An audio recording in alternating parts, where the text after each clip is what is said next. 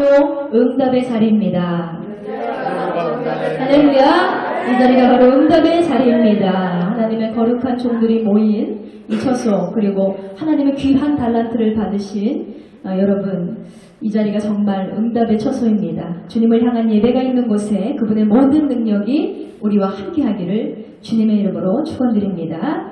자, 오늘 이 시간 저와 여러분에게 하나님이 주시는 말씀, 사도행전 15장 1절에서 11절까지의 말씀을 중심으로 오직 주의 은혜로 완성된 것이라는 제목으로 함께 은혜의 말씀을 나누고자 합니다. 자, 어느 시골 마을에 50년이 넘게 부부의 연을 이으면서 살아온 늙은 노 부부가 있었습니다. 어느 날 이 할머니와 할아버지가 나들이를 가게 됐어요. 갈 길이 멀었던지라 한참을 이렇게 두 부부가 걷고 있는데 할머니가 좀 피곤하신 거예요. 그래서 할아버지를 쳐다보더니 영감, 나 좀 업어줄 수 없소? 라고 이렇게 물었습니다. 그랬더니 할아버지는 할머니를 업어주기 싫었지만 나중에 들을 잔소리가 더 무섭기 때문에 어쩔 수 없이 할머니를 업어줍니다. 업혀가던 할머니는 왠지 좀 미안했던지 영감, 나 무겁지? 라고 물었어요. 그러자 할아버지는 그럼 무겁지? 하면서 아주 퉁명스럽게 호통을 치는 거예요. 그래서 할머니가 아니 내가 그렇게 무겁소? 라고 했어요. 그때 할아버지가 말하기를 그럼 무겁지. 머리는 돌덩어리지 얼굴은 철판이지. 간은 부었으니까 오지게 무거워. 라고 얘기를 하는 거예요. 할머니 좀 기분이 나빴지만 어쩔 수 없이 업혀가야 되는 처지인지라 그냥 갔습니다. 그렇게 나들이를 마치고 돌아오는 길에 그만 이 할아버지가 다리를 다치고 만 거예요. 도무지 혼자 걸을 수가 없었습니다. 그때 할아버지가 할머니를 힐끔 쳐다보더니 할머, 나 다리가 아파. 나 좀 업어줄 수 있어? 라고 물었습니다. 그때 할머니는 업어주기 싫었지만 갈 때 자기를 업어준 일도 있고 해서 어쩔 수 없이 또 할아버지를 업었습니다. 이에 미안한 할아버지 벌써 웃으세요. 준비된 자가 참 기쁜 마음으로. 자, 미안한 할아버지가 나 무겁지? 라고 하면 왠지 자기하고 똑같이 말할 것 같아요. 그래서 어떻게 얘기를 할까 그러다가 할멈, 나 가볍지? 라고 물어봤어요. 그랬더니 할머니가 하는 말이 대뜸 그럼 가볍지. 머리는 비었지. 입은 싸지. 헐카에 바람만 잔뜩 불어가지고 그럼 얼마나 가벼운지 몰라. 라고 얘기를 했다고 합니다. 여러분, 아무리 친한 부부의 살이라 할지라도 우리가 싫은 말은 정말 농담이라도 삼가야 될 줄 믿습니다. 가는 말이 고와야 오는 말이 곱다라는 얘기가 있어요. 저도 여기 앞에 계신 분이 제 남편인데 정말 자주 싸우죠. 그런데 우리가 다른 사람들이 만나서 결혼을 해서 한 이불을 덮고 살다 보니까 정말 의견차가 많아요. 그런데 가끔 이렇게 악의 다툼을 하다 보면 저 사람이 나에게 왜 이런 말을 하지? 막 혼자 충격을 받을 때가 있어요. 근데 가만 생각해보고 원인을 찾아보면 제가 먼저 그런 말을 뿌렸더라고요. 제가 먼저 저 사람에게 가는 말이 좋지 않았기 때문에 저 사람은 나에게 선한 말을 할 수가 없는 거구나. 이런 생각을 하게 됩니다. 여러분, 정말 우리가 이렇게 가까운 사이일수록, 친한 사이일수록, 우리가 가까운 동역자일수록 정말 좋은 말, 선한 말을 하면서 서로를 사랑해야 되겠습니다. 하나님께서는 늘 성경에서 우리에게 말씀하시기를 나는 너를 사랑한다 이렇게 말씀하세요. 그리고 하나님께서는 내가 세상 끝나는 날까지 너와 함께 하겠다라고 말씀하셨습니다. 그리고 너에게 평안할지어다 라고 하면서 우리의 안위까지도 위로해 주셨다는 거예요. 그런데 우리는 이런 하나님의 자녀로서는 것 같아요. 사랑의 언어가 부족한 것 같습니다. 자, 그래서 양옆 좌우에 계신 분들과 다시 한번 인사했으면 좋겠습니다. 당신은 누구보다 귀한 존재입니다. 할렐루야. 당신은 누구보다 귀한 존재입니다. 아멘. 할렐루야. 우리 최 집사님께서는 일어나서 그렇게 복을 막 전 세계에 퍼뜨려 주셨습니다. 자, 여러분, 하나님께서 우리를 자녀 삼아주신 것은요, 우리가 잘나서도 아니고요, 정말 우리가 대단해서도 아니고 그저 사랑으로 우리를 선택해 주신 줄 믿습니다. 그러니 우리는 누구보다 귀한 존재임을 믿고 늘 서로 사랑하며 존보하며 동역할 수 있는 저와 여러분 되시기를 주의 이름으로 축원드립니다. 자, 오늘 본문의 내용을 좀 말씀을 드리겠습니다. 본문의 내용은 제가 굉장히 존경하는 인물이 나옵니다. 바로 바울인데요. 바울과 바나바가 제1차 전도 여행을 마치고 안디옥 교회로 돌아왔을 때 그때 유대주의 전통을 가진 유대인 출신의 신자들이 이 안디옥 교회로 찾아왔습니다. 그리고는 이방인도 모세의 율법을 따라서 할례를 받아야지만 구원을 받을 수 있다는 주장을 하게 됩니다. 그때 아니다. 구원은 율법에 있는 것이 아니라 할례에 있는 것이 아니라 오직 예수님을 믿음으로 구원을 받는 것이다 라고 주장하는 사람들이 있었어요. 그때 이 사람들과의 분쟁이 시작됩니다. 그래서 이 구원의 문제를 해결하기 위해서 이 안디옥 교회는 바울과 바나바 그리고 몇 사람을 추려서 사도와 장로들이 있는 예루살렘 교회로 이들을 보내게 되었다는 것입니다. 이 바울과 바나바가 그리고 몇 사람이 예루살렘 성전에 도착을 했을 때 지도자들은 이들이 찾아온 이유를 듣게 됐습니다. 그리고 문제 해결을 위해서 공회의를 열었어요. 예루살렘 교회 지도자들의 토론이 무르익을 때쯤에 베드로는요, 자리에서 일어나서 구원은 오직 예수 그리스도를 믿는 믿음으로만 가능합니다 라고 선포하였다는 것입니다. 이러한 베드로의 변론이 끝나자마자 바울과 바나바는 자신들이 선교 여행을 떠나면서 선교 여행 중에 나타난 성령의 역사를 이야기하고 그들이 이방인들이 복음을 영접한 것을 간증함으로써 이를 확증시켜 주었다는 것입니다.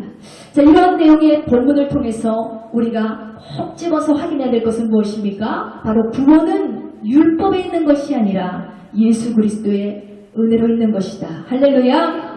이 진리의 말씀을 믿고 우리가 귀한 깨달음을 얻는 시간 되기를 원합니다. 자, 첫째로 구원은 할례로 받는 것이 아니라 예수를 믿을 때 받는다는 것입니다. 자, 사도행전 15장 1절의 말씀을 다 같이 보겠습니다. 어떤 사람들이 유대로부터 내려와서 형제들을 가르치되 너희가 모세의 법대로 할례를 받지 아니하면 능히 구원을 받지 못하리라 하니 그랬어요. 유대로부터 어떤 사람들이 내려왔다 했습니다. 그들의 주장은요, 모세 할례가 없다면 너희가 예수를 믿는다 할지라도 온전한 구원을 이룰 수 없을 것이라고 얘기했습니다. 여러분, 할례가 무엇입니까? 할례는 산에 아이가 태어나면 8일 만에 생식기의 표피의 일부를 잘라내는 것으로 오늘날의 포경수술과 같은 것입니다.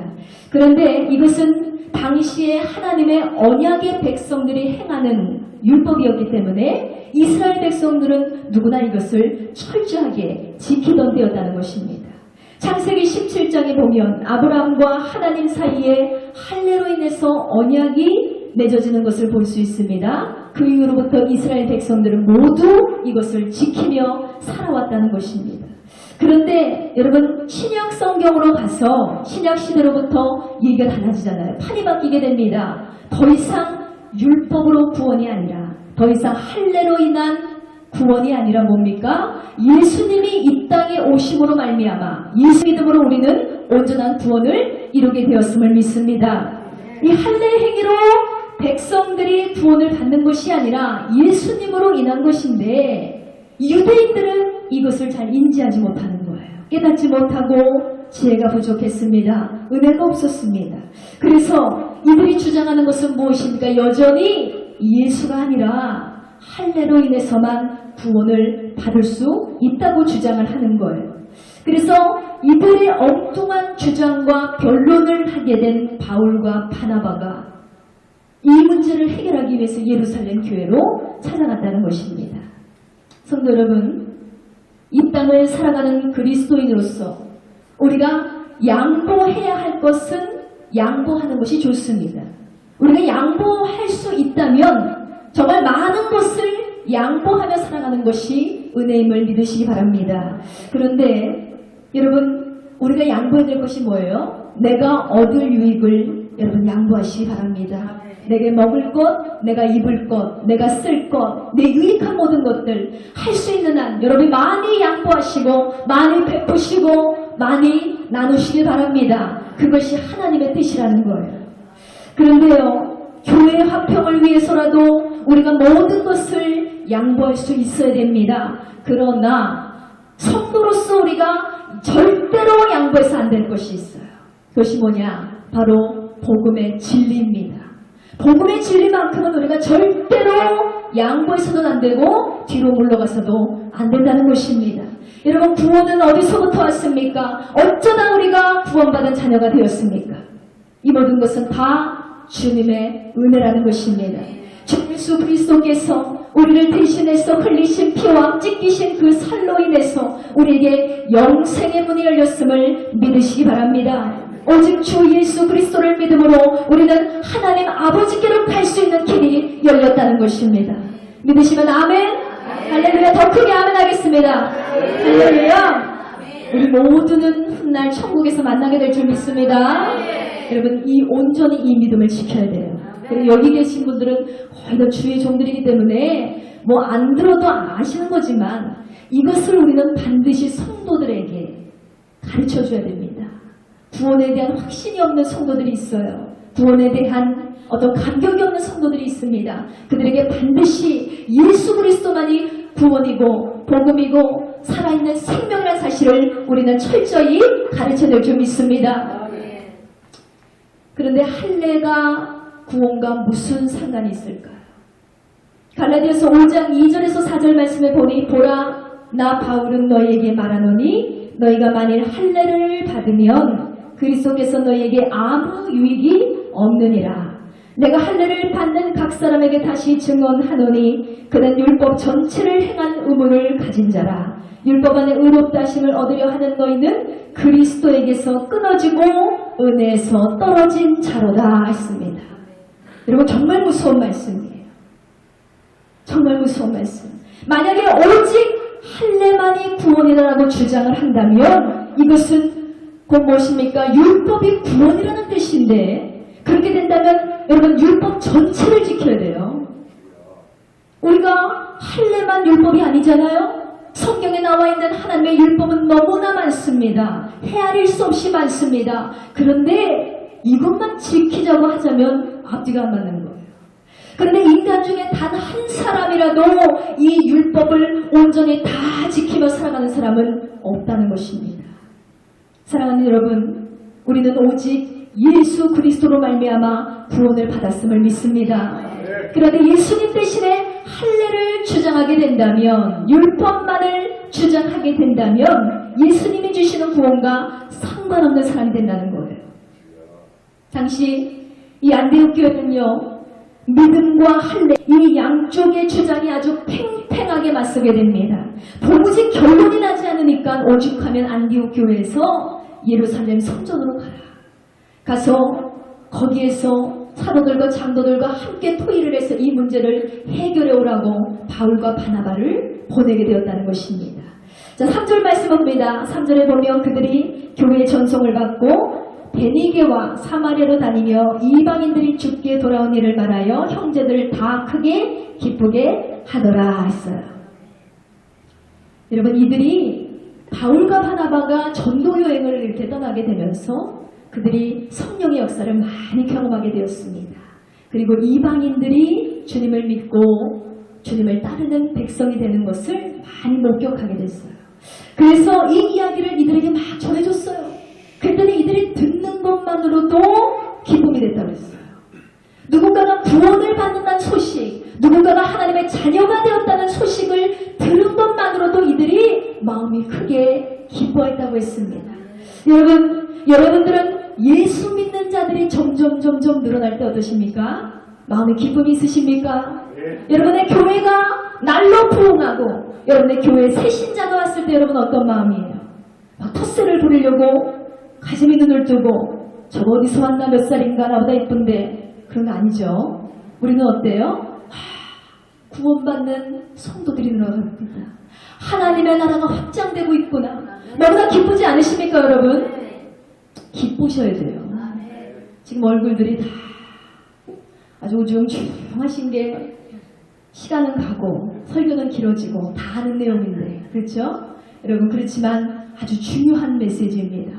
여러분, 우리가 어느 순간 하나님의 성도들이 점점 늘어나고 하나님을 믿는 자들이 부흥하는 것에 대한 기쁨을 잃어버렸다는 거예요. 그런데 누군가가 구원을 얻었다는 소식을 듣는 순간 듣는 것으로 이들이 기뻐하였다. 그것도 성경에 뭐라고 말씀하면 크게 기뻐하였다 했습니다. 할렐루야! 네. 여러분, 구원받는 자가 많아짐에도 불구하고 마음에 기쁨이 없어요. 그러면 어떻게 해요? 그는 영혼을 사랑하지 않는 자입니다. 영혼에게 관심이 없는 자예요. 하나님의 자녀로서의 자격이 없습니다. 또한 구원받는 성도들의 숫자가 점점 작아지고 있어요. 요즘과 같은 세대가 그렇습니다. 여러분, 이 소식을 들으면 어떠세요? 마음에 막 피눈물이 나야 돼요.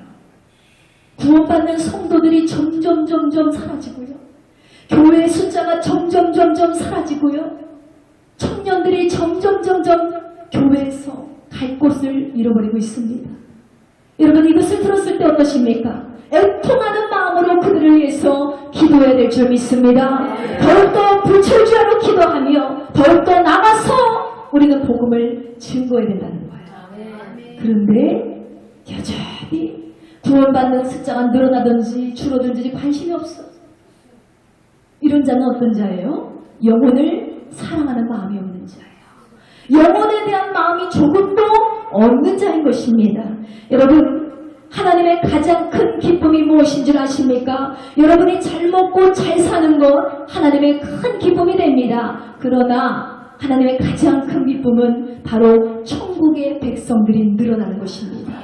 하나님을 믿는 자들이 늘어나는 것입니다. 예수의 이름으로 구원을 받는 자들이 늘어나는 것입니다.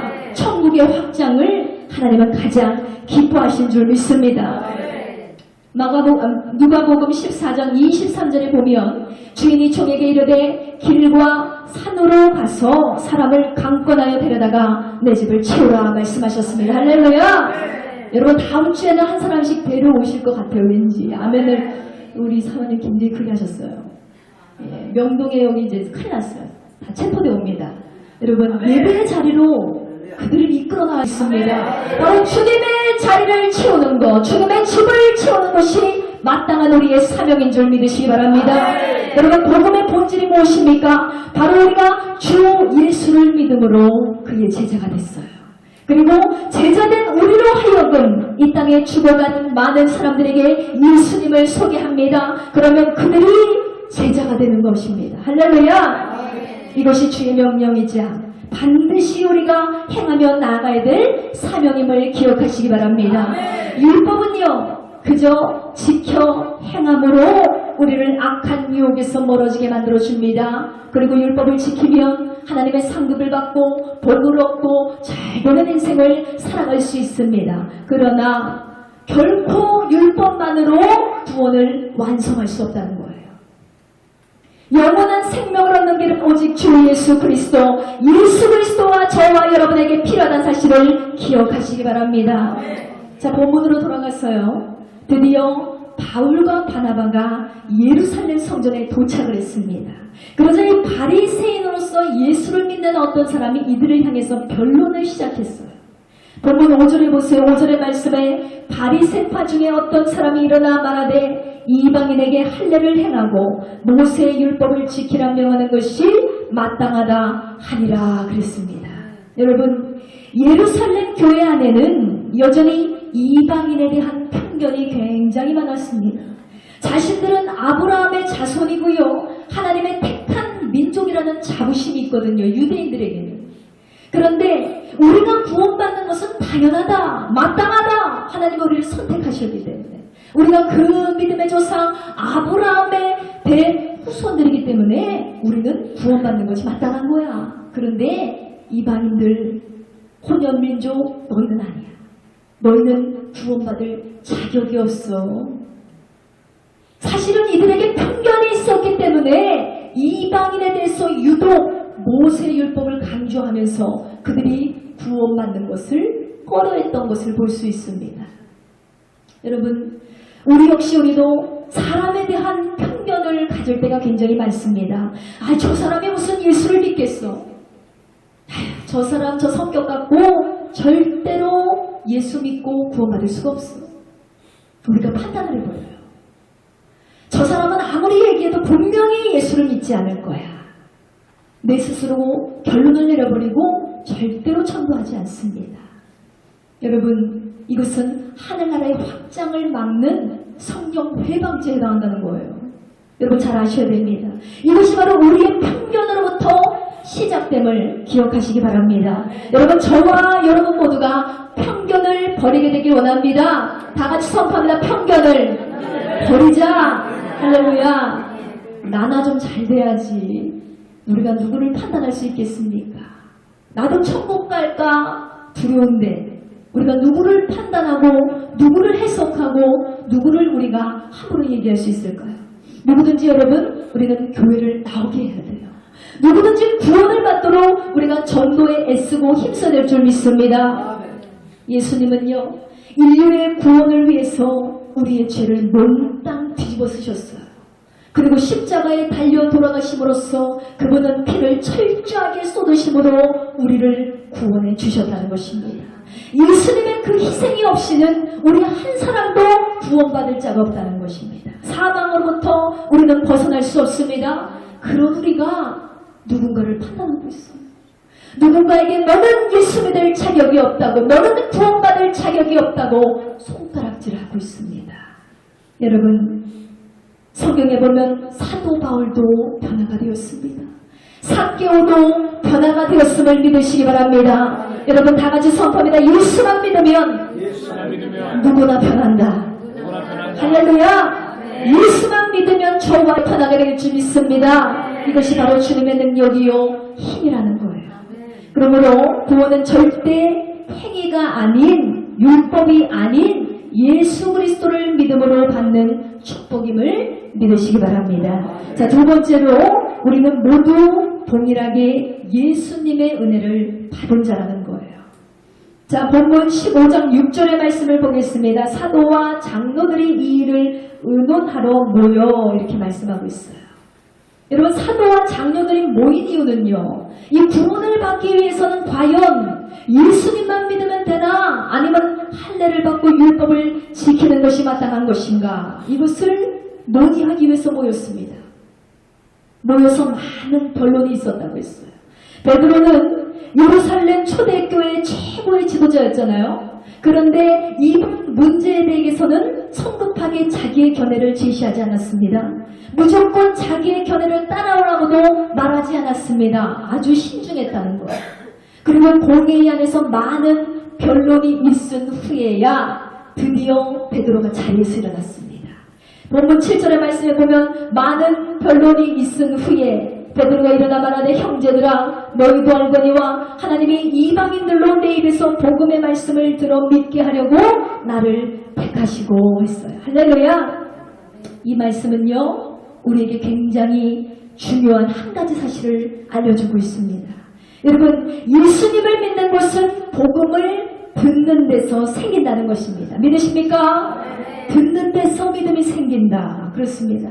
여러분, 믿음은 들음에서 생겨난다고 분명히 성경은 말씀하고 있습니다. 로마서 10장 17절에도 그러므로 믿음은 들음에서 나며 들음은 그리스도의 말씀으로 말미암느니라 했습니다. 할렐루야. 아우, 소리를 질렀더니 자동분들도 막 일어나가지고 할렐루야 아멘을 하잖아요. 굉장히 은혜스러워요. 여러분, 하나님은요, 이렇게 우리에게 말씀하세요. 믿음은 들음에서 난다.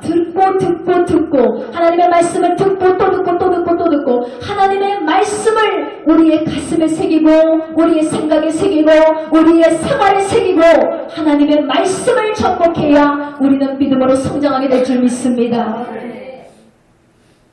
믿음이 저절로 생겨난다고 생각하시는 분들이 많아요. 착각이죠. 여러분, 믿음은요, 선천적으로 가지고 태어나는 것이 아닙니다. 그렇다고 믿음이 유전적인 것도 아니에요. 우리 집이 예수 잘 믿는 집이니까 하는데 어느 날 불교 스님이 생겼더라고요. 우리 부모님이 예수님을 잘 믿으니까 했는데 그 자녀는 입에도 올릴 수 없을 정도로 타락한 인생을 살고 있습니다. 그런 집안이 얼마나 많은지 모릅니다. 여러분, 우리가 믿음을 가질 수 있는 것은요, 우리의 능력으로도 우리의 지식으로도 유전적으로도 선천적으로도 되는 것이 아니라 바로 이 모든 것은 주님의 은혜임을 믿습니다. 우리가 믿음을 얻는 것은요, 바로 성령님의 놀라운 역사라는 거예요. 성령님께서 감동을 주셔야 우리도 믿어지는 역사가 일어난다는 것입니다. 할렐루야! 여러분 모두는 성령님이 만나주셨어요. 그래서 예수님을 믿게 되었고 예수 그리스도를 알게 되었음을 기억하시기 바랍니다. 자, 베드로는 회의가 끝났습니다. 8절에서 9절 말씀에 보면 또 마음을 아시는 하나님이 우리에게와 같이 그들에게도 성령을 주어 증언하게 하시고 믿음으로 그들의 마음을 깨끗이 하사 그들이나 우리나 차별하지 아니하셨느니라 했습니다. 아멘.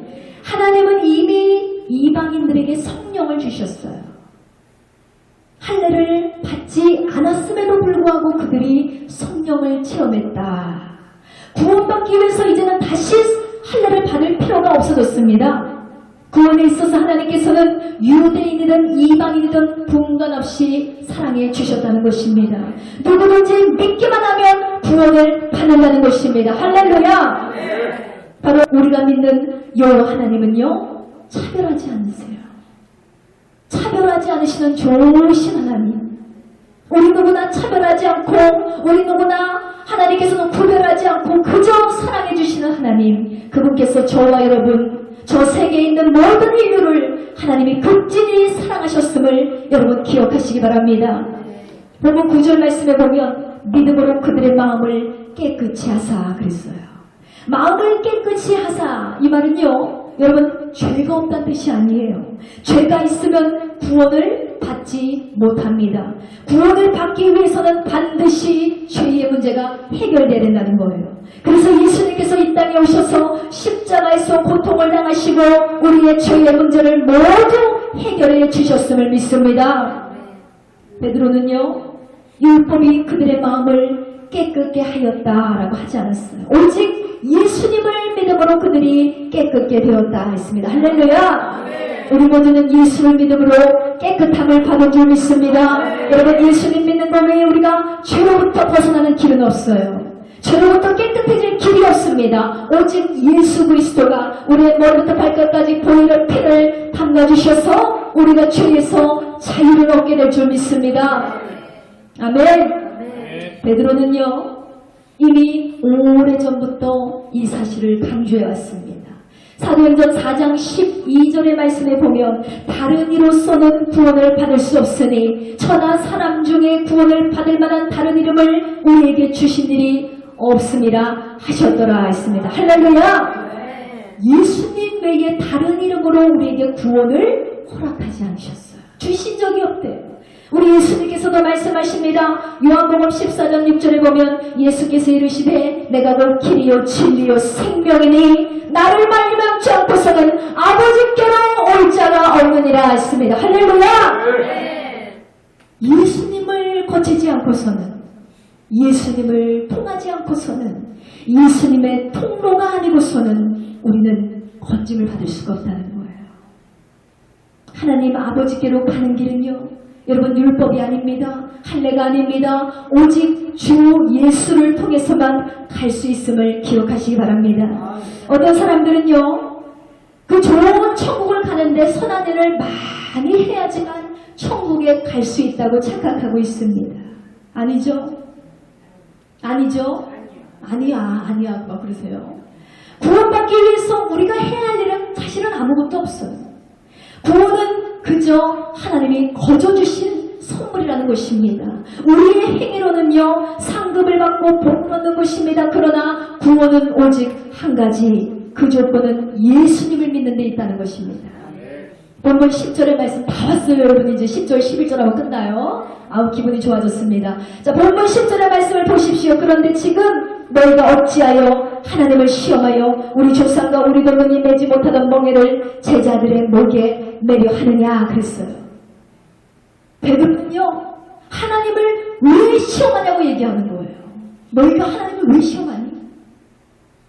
여기서 멍에라는 것은 직접적인 할례를 말하고요, 넓게는 유대인들의 삶을 제한됐던 율법을 얘기하고 있습니다. 율법은요, 여러분 악한 것이 아니라 사실은 선한 것이에요. 그런데 율법을 잘못 사용하면 그것은 악한 것이 된다는 거예요. 다만 타락한 인간이 이 율법을 다 지키기가 너무 힘든다는 거죠. 이런 멍에를 지도자들 자신도 지키지 못하면서 이방 성도들에게 요구했다는 거예요. 이것이 얼마나 가증한 일입니까? 여러분, 신앙생활에도 단계가 있어요. 그러나 시작은 언제나 어디서 시작해요? 0으로부터 시작하는 거예요. 그 사람이 10으로 가느냐 100으로 가느냐 1000으로 가느냐는 다 각자의 영향력에 따라 다릅니다. 그런데 누구나 시작은 0으로부터 시작했어요. 새 신자가 왔는데 넌 밥부터 먹어라 그러면서 금식하라 그러고 가서 전도하라 그러고 신천지도 아니고 그렇게 해서 되겠습니까? 문제는 뭐냐면 일단은 교회를 나오게 해야 된다는 거예요. 여러분, 예수를 믿고 교회를 나오고 나서 예수를 믿게 되고 예수를 믿고 하나님을 알아야 성령의 은혜가 그 삶 가운데 넘치게 됩니다. 성령의 은혜가 넘치는 그 사람은 시키지 않아도 자기를 쳐서 복종하게 되어 있다는 거예요. 할렐루야. 아예 처음부터 올무를 만들어버리면 신앙생활을 누가 하려고 하겠어요. 제가 아는 몇 대형교회 어느 목사님들 이 새신자 훈련 시스템 보니까 굉장히 상험하더라고요. 그 교회 등록하는 게 청와대 대통령 만나면 더 힘들어요. 등록하려면 한 3개월을 있어야 되는데 그때까지는 유령 성도예요. 이 교회에 등록하려면 거쳐야 될 절차가 너무나 많아요. 알아야 될 성경 구절이 너무나 많아요. 시험도 얼마나 혹독하게 보는지 몰라요. 물론 그 목사님들의 역량에 따라 은혜대로 하시는 거겠지만 감히 제가 말씀드리면 무조건 우리는 교회로 이끌어 나오는 것이 중요하다고 생각해요. 교회를 나와야 그 성도가 하나님의 말씀을 듣고 말씀을 들었을 때 믿음이 생겨나며 그 믿음 가운데 예수 그리스도를 알게 되고 예수님을 알면 창조주 하나님을 깨닫게 되며 그의 삶이 말씀으로 깨어지는 삶이 될 때에 성령님께서 주관하셔서 그 삶을 본질적인 그 삶까지도 변화시켜 주실 줄 믿습니다. 우리는 처음부터 완전한 자가 없잖아요. 무조건 교회로 나오게 해야 된다는 거예요. 교회 나오는데 어떤 법칙을 지키자면 누가 신앙생활 하려는 거예요. 예수님께서도 말씀하셨습니다. 수고하고 무거운 짐진 자들아 다 내게로 오라 내가 너희를 쉬게 하리라 했습니다. 할렐루야. 우리가 세상 법대로 살아가는 것들, 내 멋대로 살아갔던 것들, 이기적인 속성으로 살아갔던 것들, 하나님이 아닌 세상의 방법대로 이기적으로 살아갔던 그 모든 것들이 우리의 짐이었다는 거예요. 예수님께서 말씀하시되 그 짐을 내가 벗겨줄게.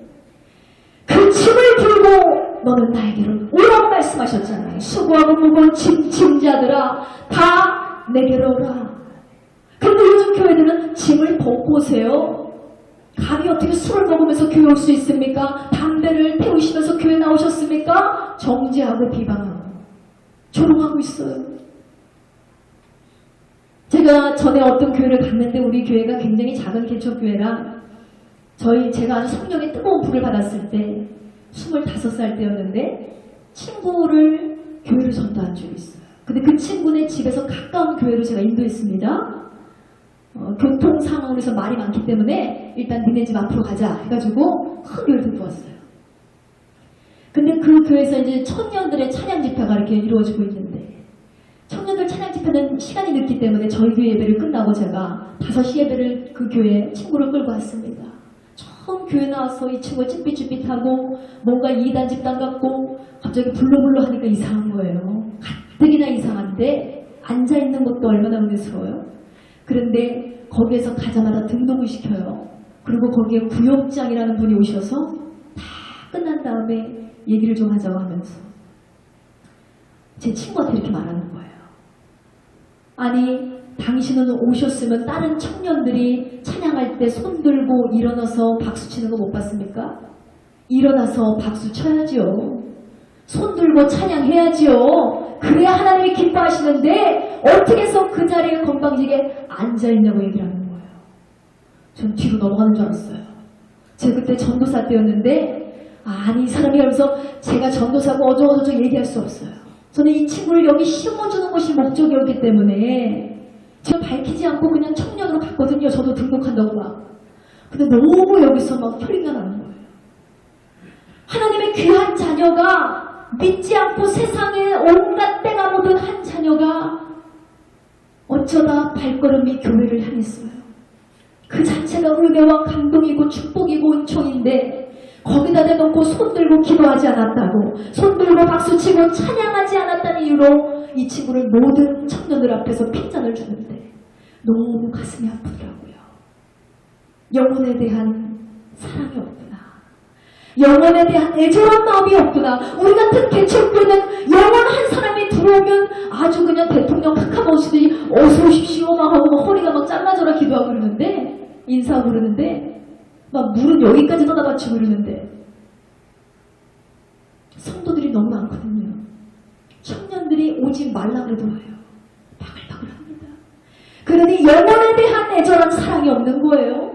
그러니 자기들만의 율법을 만들어서 그렇게 기도하지 않는 자, 그렇게 예배하지 않는 자, 그렇게 행하지 않는 자들이 고깝게 느껴지더라는 거죠.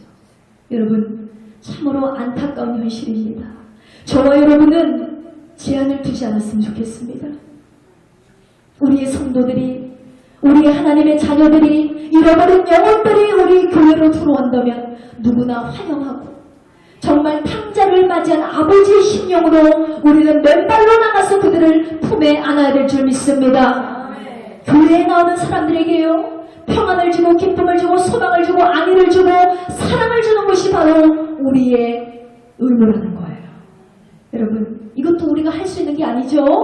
주님 안에 있으면 이 모든 것을 주님께서 책임져 주실 줄 믿습니다. 자, 베드로는요, 최종적으로 자기 발언을 마무리 지으면서 11절을 통해서 이렇게 말씀합니다. 그러나 우리는 그들이 우리와 동일하게 주 예수의 은혜로 구원받은 줄을 믿노라 하니라 했습니다. 할렐루야.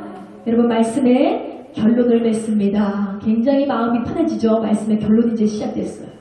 여러분, 세상에 종교가 얼마나 많은지 아십니까? 수도 헤아릴 수 없이 많습니다. 도를 아십니까? 신천지들이나 뭐 이런 사람들 보면 사실은 반면으로는 참 수치스러워요. 저들은 비가 오나 눈이 오나 바람이 부나 뭐가 됐든 계속 전도해요. 성경의 말씀을 이용해서 둘씩 짝지어가지고, 와, 우리는 혼자도 안 하고 둘도 안 하고 10명도 안 하고 한 10명에서 같이 모이면 일단 싸워. 전도하라고 그랬더니 자기들끼리 싸워서 분열이 났어요. 이러는 경우가 많잖아요. 근데 그들은 정말 비가 오나 바람이 부나 태풍이 불어도 반드시 둘이 나와서 전도를 하더라고요. 저들이 제대로 된 진리를 가지고 저렇게 복음을 전하면 얼마나 좋을까. 너무나 안타깝지 않습니까? 여러분, 모든 종교는요, 나름대로 구원의 방법을 제시하고 있습니다. 기독교 외에는 모두가 다 행위로 구원을 받는다고 얘기하고 있습니다. 여러분, 세상에는 종교도 많고 구원의 방법도 다양합니다. 그렇지만 천국 문에 맞는 열쇠는 오직 하나라는 거예요. 그 열쇠가 뭐예요? 예수 그리스도. 주 예수 그리스도께서 천국 문을 여는 열쇠를 소유하신 줄 믿습니다. 하나뿐이에요. 우리 인간에게 왜 구원이 필요하게 되었습니까? 바로 죄 때문이에요. 죄 때문에. 성경은 죄로 말미암아 인간이 죽게 되었다고 분명히 말씀하고 있습니다. 죽을 죄인은 절대로 스스로를 구원할 수 없어요. 선한 행위로든 뭐든 지혜로든 뭐든 아무것도 우리를 건져낼 수 없습니다. 스스로 노력한 결과로 구원을 제시하는 종교들 다 뭐예요? 다 잘못됐어요. 다 잘못했어요. 이 설교하면 300만 원 내야 된다 그러는데, 이 설교하면 체포된다 그러던데, 이제는 이 설교를 못하는 날도 있을지 몰라요. 그런데 제 입술에서는 날마다 움직일 거예요. 옥문이 열리겠죠. 하나님의 옥문을 열어주시겠죠. 우리는 날마다 선포해야 됩니다. 두려움 없이 주 예수 그리스도 외에는 다른 구원은 없다는 거예요. 주 예수를 믿으라 그리하면 너와 내 집이 구원을 얻으리라 했습니다. 할렐루야. 우리 모두는 예수님을 통해서 생명을 얻은 귀한 하나님의 자녀입니다. 여러분, 그러므로 우리가 예수님만 오직 믿고 의지해서 구원의 길에서 방황하는 그들에게 바른 구원의 길, 오직 예수 그리스도를 증거하는 복음의 증인이 되기를 주님의 이름으로 축원드립니다.